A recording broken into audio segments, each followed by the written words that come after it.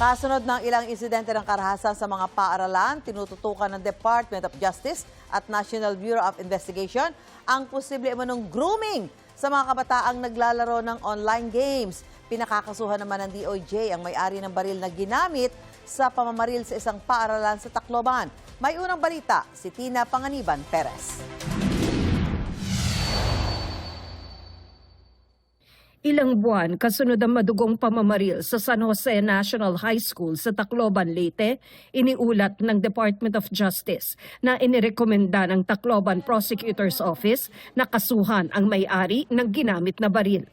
The owner of the gun in the Tacloban shooting, our local prosecutor's office in Tacloban already issued the resolution indicting the owner of the gun for criminal negligence. Nagkaroon din ng insidente ng pamamaril sa Ateneo de Zamboanga University at mga pananaksak sa mga paaralan sa ibang bahagi ng bansa. Isa sa mga tinututukan ng DOJ at ng National Bureau of Investigation ang posibleng grooming na nangyayari sa mga kabataang naglalaro ng online games.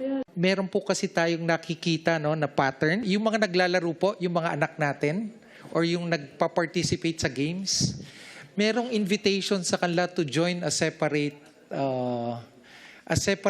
chat room na kung saan ang nakikita po natin pattern, may mga groomers po na tinatawag doon where they are enhanced, yung level of violence, yung level of getting more points, the exact extent, the exact motivation for these groomers. Kaya ang appeal nga ho namin sa publiko is, let's watch our kids, let's watch people we love regarding yung sa engagement nila in all these games.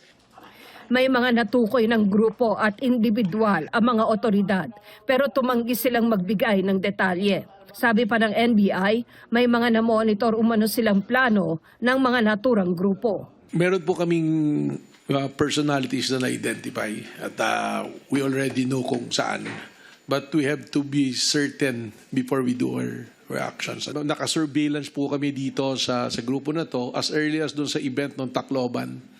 So we treated it as not an isolated case but it is designed na ganyan talaga na gagawin nila. And we monitor that meron pang mga nakaschedule sila na mga previous attacks in the coming months. In fact, there is a group chat na meron sila that we used to monitor pero nag-disband sila. Nakatakdang makipagpulong ang mga kinatawan ng ilang ahensya ng pamahalaan sa mga opisyal ng Meta na nagmamay-ari ng social media platforms gaya ng Facebook. Humarap ang DOJ sa House Committee on Appropriations para depensahan ang kanilang panukalang budget para sa 2027 na 46.435 billion pesos, bahagyang mas mataas sa 45.525 billion ngayong 2026. Pero nababahala ang isang kongresista sa malaking cut para sa Special Enforcement and Protection Subprogram kung saan kasama ang programa kontra anti-online sexual abuse or exploitation of children at kontra child sexual abuse or exploitations materials. Ngayong 2026, 112 million ang nakalaan dito. Pero para sa 2027, 46 million lang ang ipinanukala. I am extremely alarmed at the scenario we're looking at. Parang sinasabi natin, okay lang na hindi ma-rescue ang mga biktima. Mapapabagal po yung rescue operations.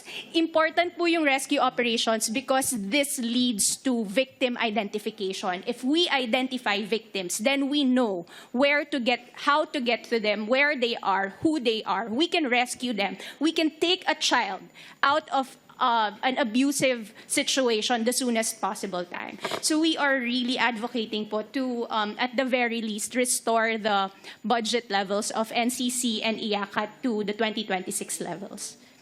Ito ang unang balita. Tina Panganiban Perez, GMA News.